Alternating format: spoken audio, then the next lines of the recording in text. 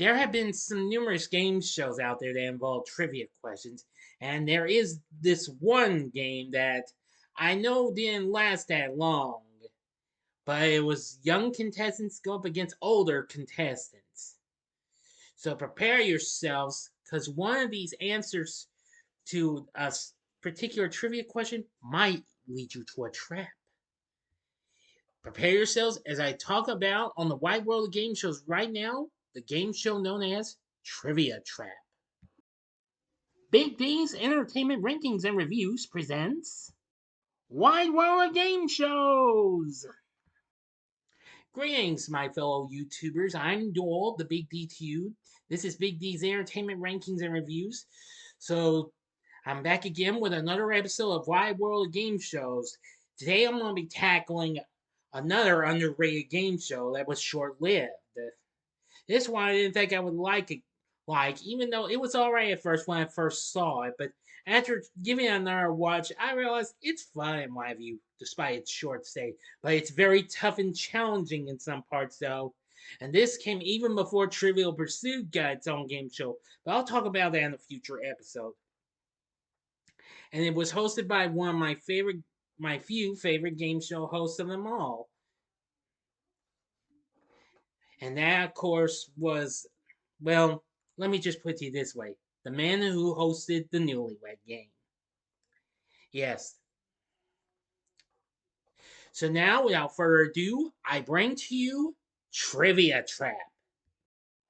Trivia Trap was a fun game show that involved two teams, one of juniors who were less than 30 years old, and seniors that were considered 30 years old or older. That were over 30 years, you know. The show was produced by Mark Goodson Productions and was hosted by Bob Eubanks. It premiered in October of 1984 on ABC. Now, Goodson also created the show. Now, the game featured two teams of three contestants, each competing against each other to answer trivia questions in various formats. Now, the show's announcer was originally Gene Wood, who was still currently announcing Family Feud, which was now in its final season on the same network. For its first 2 weeks, Charlie O'Donnell, who was, of course, the announcer for Wheel of Fortune, as well as the Joker's Wild and Tic Tac Doe, did for the third week, and then soon Bob Hilton took over for the rest of the run.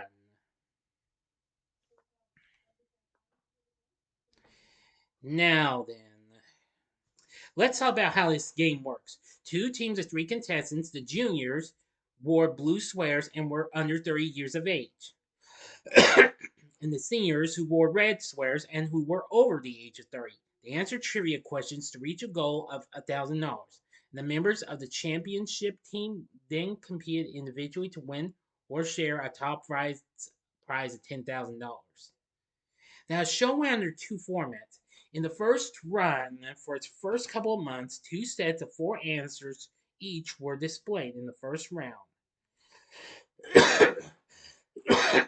Excuse me again.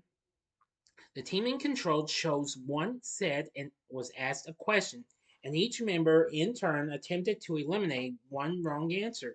Their turn ended when either all three wrong answers or the correct answer had been chosen. The team received 50 for eliminating one wrong answer, 100 for two, or 300 for all three. A new set of answers was then displayed to replace the ones that had been used, and the other team then played. 2 rounds were played in this manner. Each team had one turn per round, with the seniors always choosing first. At the end of the second round, the host asked a question concerning the last unused set of answers for viewers to play along. The answer was revealed at the start of the trivia race, which I'll get to that in a little bit. This format remained in place until December 14, 1984, and Goodson reworked the format after a focus group from the American Film Institute indicated that eliminating wrong answers was a format flaw. So the reworked format began with the host asking a trivia question to the home audience, then revealing its answer after both teams had been introduced. Now, the first round was Fact or Fiction. It consisted entirely of true or false questions. The previous day's champions selected one or two question packets and each team member was asked one question worth $25. After all three members had answered, the challengers played the other packet. Two sets of questions were played, with the challengers given first choice for the second set. Then they went to the trivia trap round. The team in the lead, or the champions in case of a tie, played first and had a choice of two categories. After the category was chosen, the host asked the question and four answers were shown.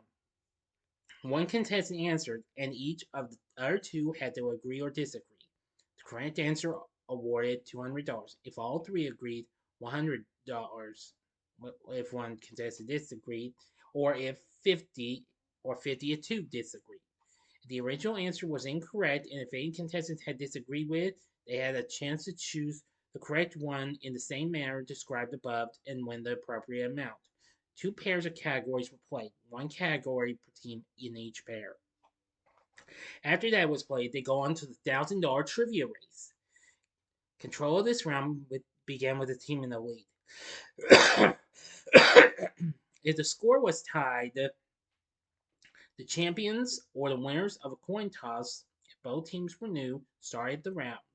The team in control chose one of three categories, and each member had one chance to answer a question asked by Eubanks. The correct answer awarded $100 and allowed them to keep control. But if all three members missed, control passed to the other. The chosen category was then discarded and replaced in either case. When a team either answered a question correctly or gained control due to a miss by their opponents, the member after the one who had given answer last chose the next category and had first chance to respond. The first team to accumulate $1,000 or more won the game and advanced to the $10,000 trivia ladder bonus round. Except for a brief period in February of 1985, the question value doubled to 200 if neither team had reached this goal after the 10th question. Both teams kept their accumulated money and divided it evenly among all three members. Then they went to the final round, the $10,000 trivia ladder. All contestants had to play separately. They were assigned to positions 1, 2, and 3 in descending order of their performance in the trivia race. The number one contestant was shown a set of four answers and had to decide where to play or pass to the next contestant. One turn could either play or pass, and the second pass forced the number three contestant to play by default. Eubanks then asked the question, and the contestant in control chose one answer. A correct response awarded $1,000 to that individual contestant and allowed him or her to take part in the final $10,000 question, while miss eliminated him or her from further play. Three questions were played in this manner, with the second question initially offered to the higher ranked contestant who had not answered the first one, and the third question given to the last remaining contestant with no option to pass. Any team members who answered correctly were shown a fourth set of answers and asked one more question. If two or more members took part, each one secretly chose an answer by pressing a button at his or her desk. If only one was playing, he or she would simply stay in answer choice allowed. Team members who answered correctly won equal shares of the day's $10,000 grand prize. If no one answered their individual question correctly, the final question was not played. Any team that played the trivia ladder 5 times retired undefeated. I've only seen a few episodes, and well, so far it's been fine, what have you. Now, on some weeks they actually had celebrities from play or characters, well, people from a particular show. I had watched one episode from February of '85, and they had soap stars from two of ABC's hit sitcoms, One Life, well, not sitcoms, soaps. My apologies. I'm just since I've been unaware so much. Anyway, from their two hit soaps, One Life to Live and General Hospital played against each other. When it premiered in the 11 o'clock time slot, taking over the time period for House of Reruns like Benson, Celebrity Family Feud specials, and whatever. That time was already home to the first half of The Price is Right on CBS and Wheel of Fortune on NBC, and struggled. So ABC canceled the show after a half a year in April 5th, 1985, and a total of 128 episodes were produced and aired. The next week, the game show All Star Blitz took over. Game Show Network aired the show in reruns from the late 90s into the late 2000s. While more recently, Buzzer aired the first two episodes as part of their Lost and Found marathon in September 2017. The show continued to air on Buzzer until 2018. Now, more recently, they've been re-showing showing it on some dates, most notably in October for their annual Bobtober with Bob Eubanks, which they recently did that not so long ago. Now, this was the final Meyer Goodson produced game show to have an original format. From then until the acquisition of his company by the predecessors of Fremantle Media, all the shows produced by Goodson's company were revivals of previous series, and Trivia Trap was also the last Goodson produced game show to premiere on ABC until Match Game 90 premiered in July of 1990. Now, again, I've seen just a little bit, but not a whole lot. Now watched a few episodes. You can find several episodes where if they're airing from Game Show Network or maybe from Buzzer here on YouTube. Now, I can give you I can maybe give you a good glimpse at some of these and what have you. Here's a little something from Celebrity Week, and you can see from left to right we have Tom Poston. You may remember from Mork and Mindy and Newhart. And then there's legendary game show host Bill Cullen, who is now taking over the hosting duties of the Joker's Wild.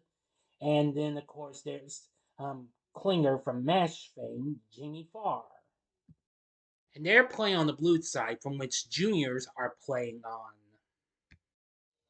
Here's a shot of host Bob Eubanks reading a trivia question from this set of groups from which they played during the trivia race. Here's a look at a group of seniors playing the game. And of course, they're wearing red. And here's a freeze frame of a team of juniors playing on the blue side. You see the blue sweaters and everything. So now you know all about Trivia Trap. Short-lived, but I feel like it is an underrated game show. Again, you can find several episodes of the series where if they're from their original showings, they might have some from their original showings on ABC, as well as rerun showings from Game Show Network and Buzzer, which you can find on YouTube. Just look up the show. And that's going to do it for this episode of Wide World Game Shows. We'll have another episode come up sometime down the road. Don't know when, but we'll get one eventually. So, if you like this, consider checking out some of these other game shows. I'll give you a couple that Bob Eubanks actually hosted. In the upper left-hand corner is the episode I did on the Newlywed Game. The upper right-hand corner is the episode I did on Card Sharks, which he hosted the CBS run in 1986. Or if you would like